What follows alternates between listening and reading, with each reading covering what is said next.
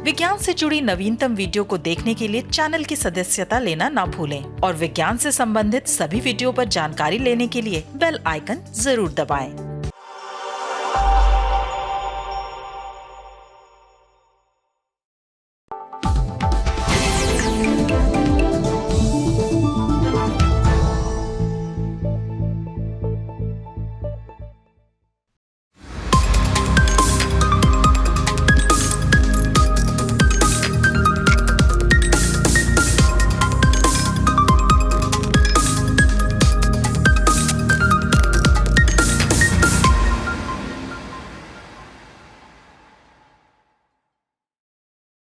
नमस्कार, स्वागत है आपका इंडिया साइंस के साप्ताहिक कार्यक्रम साइटेक में और आपके साथ मैं हूं शहनाज रजा। आज के अंक में हम जानेंगे पौधे कैसे करते हैं अपनी रक्षा और बताएंगे वो कौन से हैं कारक जिनकी वजह से पत्तियां पेड़ों से गिरती हैं। चलिए देर किस बात की, शुरू करते हैं आज का साइटेक। इंसानों और पशुओं की तरह ही पौधे भी अपनी प्रतिरक्षा प्रणाली के जरिए रोग जनकों से खुद का बचाव करती हैं। लेकिन पौधे अपनी सेलुलर सुरक्षा को सक्रिय कैसे करते हैं? इसी कड़ी में शोधकर्ताओं ने पौधे की कोशिकाओं में एक ऐसे रिसेप्टर की पहचान की है जो सामान्य आणविक स्तर के बिल्डिंग ब्लॉक्स के माध्यम से बैक्टीरिया की पहचान करते हैं। कैसे? आइए देखते हैं शोध रिपोर्ट में।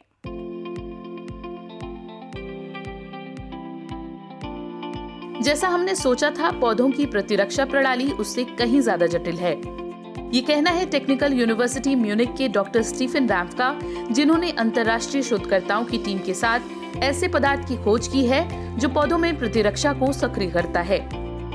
अभी तक वैज्ञानिक ये मान रहे थे कि मानव और पशुओं की तरह ही पौधों की कोशिकाएं जटिल मॉलिक्यूलर कंपाउंड जैसे कि बैक्टीरियल सेल वॉल के माध्यम से बैक्टीरिया की पहचान कर लेती हैं। विशेष रूप से लाइपोपॉलीसैकेराइड यानी कि LPS जैसा पदार्थ जो वसा और शर्करा के कणों से बना होता है, इसे ही प्रतिरक्षा प्रणाली को सक्रिय करने के लिए जिम्मेदार माना जा रहा था। लेकिन वर्ष 2015 में डॉक्टर स्टीफन रैम्फ और उनके दल ने receptor protein lipo oligosaccharide specific reduce elicitation यानी कि लोर की पहचान की। सभी प्रयोगों में पाया गया कि लोर प्रोटीन पौधों में कोशिकाओं के इम्यून सिस्टम यानी कि प्रतिरक्षा प्रणाली को तब सक्रिय कर देता है जब वो कुछ बैक्टीरिया की सेल वॉल में एक LPS मॉलिक्यूल्स की पहचान कर लेता है। वैज्ञानिकों ने खोजे गए रिसेप्टर प्रोटीन का और भी बारीकी से अध्ययन किया। उनका उद्देश्य इस बात का पता लगाना था कि किस तरह से लोर अलग अलग LPS मॉलिक्यूल्स की पहचान करता है। इसके लिए वैज्ञानिकों को हाई प्योरिटी LPS की जरूरत थी, जिसके लिए उन्होंने अनेक प्रयोग किए। शोधकर्ताओं ने पाया कि कुछ छोटी फैटी एसिड घटकों वाले LPS नमूनों ने पौधे की रक्षा को गति दी। आश्चर्य वाली बात ये थी कि ऐसे सभी एक्टिव LPS सैंपल्स और इनमें मौजूद मजबूत फ्री फैटी एसिड मॉलिक्यूल्स भी पाया गया। कई महीनों के प्रयोगों के बाद शोधकर्ताओं का दल LPS से फैटी एसिड को अलग करने में सक्षम हुआ।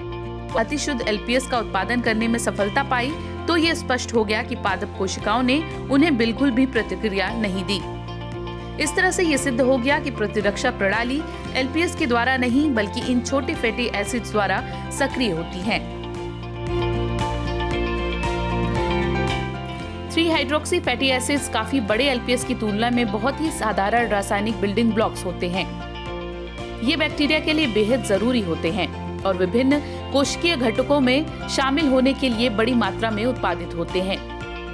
वैज्ञानिकों का मानना है कि पादप कोशिकाओं की बिल्डिंग ब्लॉक्स के द्वारा बैक्टीरिया की पहचान करने की ये रणनीति बेहद जटिल है। बैक्टीरिया को 3-हाइड्रोक्सी फैटी एसिड्स की आवश्यकता होती है, इसलिए पौधों की प्रतिरक्षा प्रणाली से बचकर नहीं निकल सकते।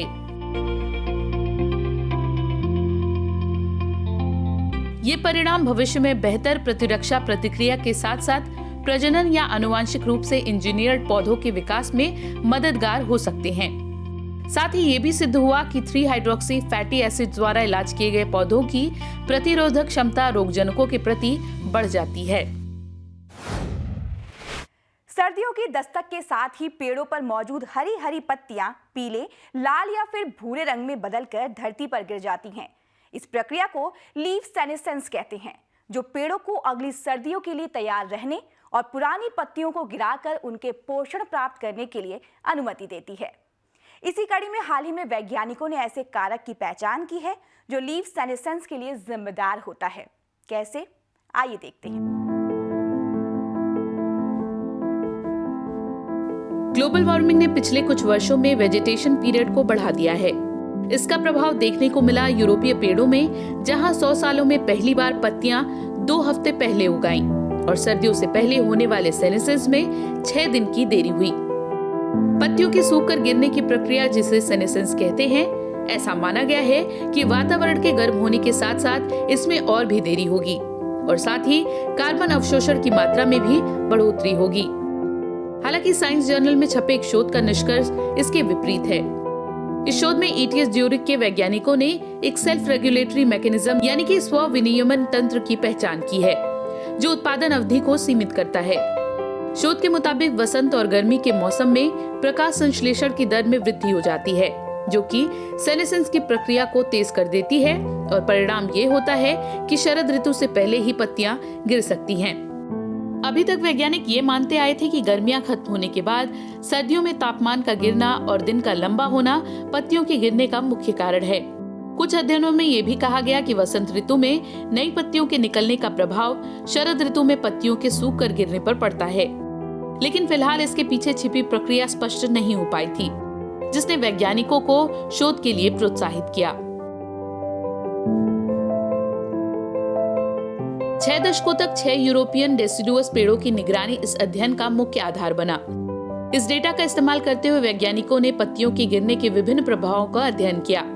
इसके अलावा शोधकर्ताओं ने क्लाइमेट चैम्बर्स और बाहर पौधों पर अनेक प्रयोग किए। इसमें उन्होंने तापमान के प्रभाव, दिन का प्रकाश और कार्बन डाइऑक्साइड के प्रभाव को समझने में मदद मिली, जो प्रकाश संश्लेषण और सेनेसेंस के संबंध को चलाते हैं। लंबे समय तक चले अध्ययन में प्रकाश संश्लेषण के गहरे प्रभावों का पता चला। जिन वर्षों में वसंत और गर्मी के मौसम में प्रकाश संश्लेषण की प्रक्रिया तेज हुई, पत्तियों के गिरने की प्रक्रिया जल्दी शुरू हो गई। प्रकाश संश्लेषण की प्रक्रिया में 10% की बढ़ोतरी करने पर लीफ सेनेसेंस को 8 दिनों तक बढ़ा दिया गया। प्रयोगों ने इन परिणामों का समर्थन किया। वैज्ञानिकों ने शरद ऋतु पर आधारित एक नया सेनेसेंस मॉडल विकसित किया, जिसमें सभी कारकों को उनके भार के मुताबिक शामिल किया गया। इस मॉडल के आधार पर शोधकर्ताओं ने पिछले 6 दशकों में शरद ऋतु में होने वाले सेनेसेंस के समय की पिछले मॉडल की तुलना में 42% ज्यादा सटीकता से पहचान की। इसके बाद शोधकर्ताओं ने इस मॉडल का इस्तेमाल पूरी सदी के सेनेसेंस फोरकास्ट के लिए किया। इसके परिणाम चौंकाने वाले थे। शोधकर्ताओं का कहना है कि नया मॉडल ये कहता है कि जैसे जैसे प्रकाश संश्लेषण बढ़ेगा, पत्तियां 3 से 6 दिन पहले गिर जाएंगी। इसका मतलब है कि सदी के अंत तक मौसम 8 से 12 ज्यादा दिनों तक बढ़ जाएगा।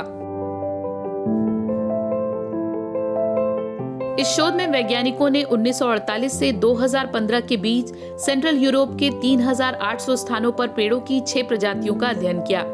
इसमें उन्होंने पाया कि टेम्परेट फॉरेस्ट यानी कि समशीतोष्ण वनों में कार्बन डाइऑक्साइड को अवशोषित करने की क्षमता कम होती है।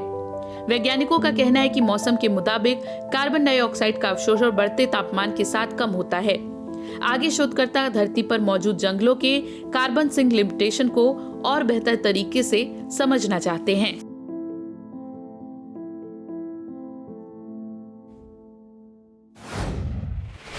उम्मीद है साइटेक का ये अंक आपको जरूर पसंद आया होगा। आप अपने सुझाव नीचे लिखी गई ईमेल आईडी पर भेज सकते हैं और साथ ही अपने मोबाइल पर साइटेक देखने के लिए इंडिया साइंस का ऐप जरूर डाउनलोड करें और हमें फॉलो और सब्सक्राइब भी जरूर करें। तो आज के लिए बस इतना ही। साइटेक के एक नए अंक के साथ हम फिर हाजिर होंगे, लेकिन जाते जाते आपको छोड़ जाते हैं विज्ञान के एक बेहद रोचक पहलू के साथ। तब तक के लिए दीजिए हमें इजाजत। नमस्कार।